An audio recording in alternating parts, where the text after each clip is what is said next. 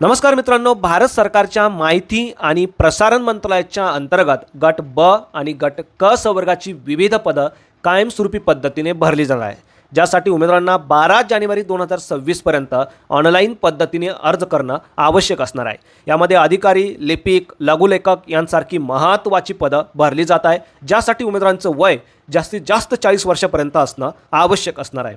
जबरदस्त असा पगार उमेदवारांना या पदांसाठी दिला जाणार आहे। तुम्ही बघू शकता 25,500 ते 2,08,700 असा हा पगार असणार आहे। तुमच्या पदानुसार तुम्हाला हा पगार या ठिकाणी दिला जाणार आहे। बाकी कोण अप्लाय करू शकतं, कसं अप्लाय करायचं, संपूर्ण प्रक्रिया आज या व्हिडिओच्या माध्यमातून आपण जाणून घेणार आहोत। यासाठी व्हिडिओला शेवटपर्यंत नक्की बघा। चॅनलवरती आज पहिल्यांदा असाल, चॅनलला सबस्क्राईब करा, बेल आयकॉनला प्रेस करा, कारण असेच महत्त्वपूर्ण जॉब रिलेटेड अपडेट मी नेहमी आपल्यासाठी घेऊन येत असतो। चला तर सुरू करू आजचा हा व्हिडिओ। नमस्कार मित्रांनो, जसं की तुम्ही बघू शकता, भारत सरकारच्या ministry of information and broadcasting म्हणजेच माहिती आणि प्रसारण मंत्रालयाच्या अंतर्गत येणाऱ्या Indian Institute of Mass communication या ऑर्गनायझेशनमार्फत कायमस्वरूपी पदांची भरती केली जाणार आहे।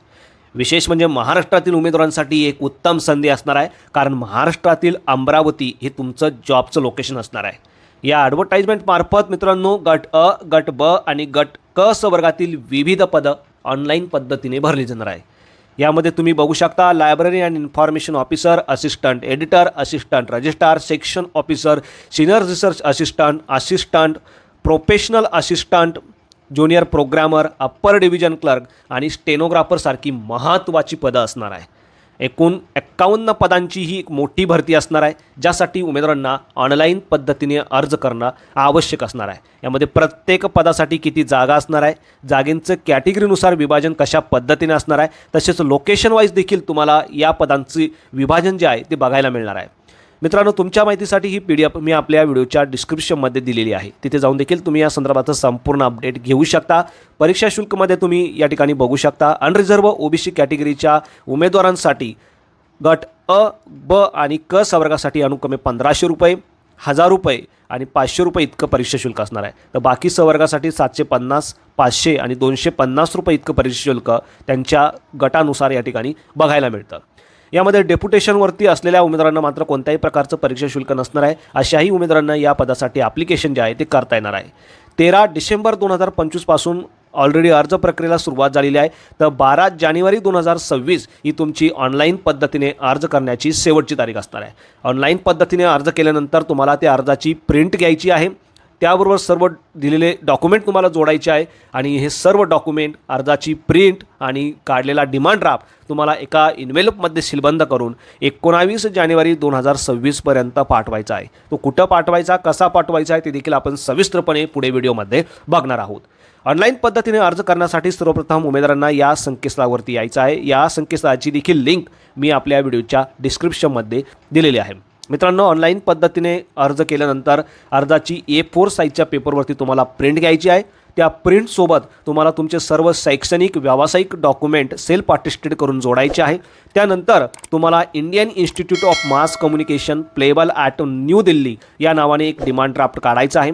तुम्ही ज्या पदासाठी अर्ज करत आहात, या ठिकाणी परीक्षा शुल्क तुम्ही बघू शकता, त्या पद्धतीने तुम्हाला तो डिमांड ड्राफ्ट काढायचा आहे आणि तो डिमांड ड्राफ्ट ते सर्व डॉक्युमेंट तुम्हाला तुमच्या अर्जासोबत जोडायचे आहे आणि एका इन्व्हेलपमध्ये सीलबंद करून त्या इन्व्हेलपवरती ज्या पदासाठी तुम्ही अर्ज करतात त्या पदाचं नाव लिहायचं आहे आणि 19 जानेवारी 2026 पर्यंत तुम्हाला या दिलेल्या ॲड्रेसवरती पाठवायचं आहे। ॲड्रेस तुम्ही या ठिकाणी बघू शकता, the deputy registrar, Indian Institute of Mass Communication, Aruna Asaf Ali Marg, new JNU campus, New Delhi हा ॲड्रेस असणार आहे। या ॲड्रेसवरती तुम्हाला स्पीड पोस्टाने किंवा रजिस्टर पोस्टाने पाठवणं अनिवार्य असणार आहे। तर अशा पद्धतीने मित्रांनो, ऑनलाईन आणि ऑफलाईन अशा दोन्ही पद्धतीने तुम्हाला या ठिकाणी अर्ज करणं आवश्यक असणार आहे। बाकी कोणत्याही प्रकारची अडचण तुम्हाला अर्ज करतेवेळी आली तर दिलेल्या ईमेल ॲड्रेसवरती देखील तुम्ही संपर्क साधू शकणार आहात। आता प्रत्येक पदासाठी नेमकी तुमचं क्वालिफिकेशन काय असायला हवं, काय पगार तुम्हाला दिला जाणार आहे, काय तुमचे वय असायला हवं, संपूर्ण डिटेल्स तुम्ही या PDF मध्ये बघू शकता।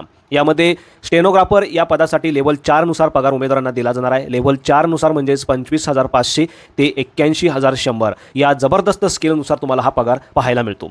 या पदासाठी मित्रांनो कोणत्याही मान्यताप्राप्त विद्यापीठातून कोणत्याही शाखेतून तुमची पदवी असणं आवश्यक असणार आहे। या व्यतिरिक्त तुमचा इंग्लिश किंवा हिंदीमधनं 80 वर्ड पर मिनिट इतका स्टेनोग्राफी स्पीड असणं आवश्यक असणार आहे. या व्यतिरिक्त टायपिंग स्पीड देखील दिलेल्या पद्धतीने तुमच्याकडे या ठिकाणी मागितलेलं आहे. कम्प्युटरचं नॉलेज उमेदवारांकडे या पदासाठी असणं आवश्यक असणार आहे. 32 वर्षापर्यंत तुमचं वय असेल तर तुम्ही या पदासाठी ॲप्लिकेशन करू शकता. यामध्ये हे ॲडिशनल स्किल जर तुमच्याकडे असेल तर अशा उमेदवारांना या पदासाठी विशेष प्राधान्य देखील दिलं जाणार आहे. याच पद्धतीने मित्रांनो पुढची जी पोस्ट आहे अप्पर डिव्हिजन क्लर्क, या पदासाठी देखील लेवल 4 नुसार उमेदवारांना पगार दिला जाणार आहे.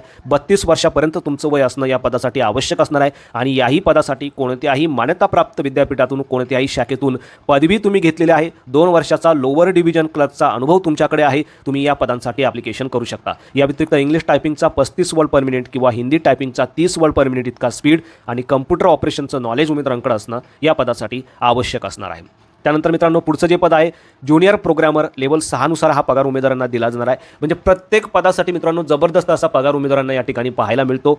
यामध्ये 35 वर्षापर्यंत उमेदवारांचं वय ज्युनियर प्रोग्रामर या पदासाठी असणं आवश्यक असणार आहे. या पदासाठी मात्र उमेदवारांचं कम्प्युटर सायन्स अँड इंजिनिअरिंग किंवा इलेक्ट्रॉनिक इंजिनिअरिंगमधनं BE BTech असणं आवश्यक असणार आहे. या व्यतिरिक्त ज्या उमेदवारांनी MCA MSc कम्प्युटर सायन्समधनं घेतलेले आहे, 2 वर्षाचा C++ जावा लँग्वेजचा अनुभव तुमच्याकडे आहे. त्या व्यतिरिक्त विंडोज लिनक्स युनिक्सचं नॉलेज तुमच्याकडे आहे तर तुम्ही या पदांसाठी ॲप्लिकेशन करू शकता. प्रत्येक पदासाठी तुम्ही तुमच्या शैक्षणिक पात्रतेनुसार तुमच्या वयाच्या अटीनुसार या ठिकाणी ॲप्लिकेशन करू शकता.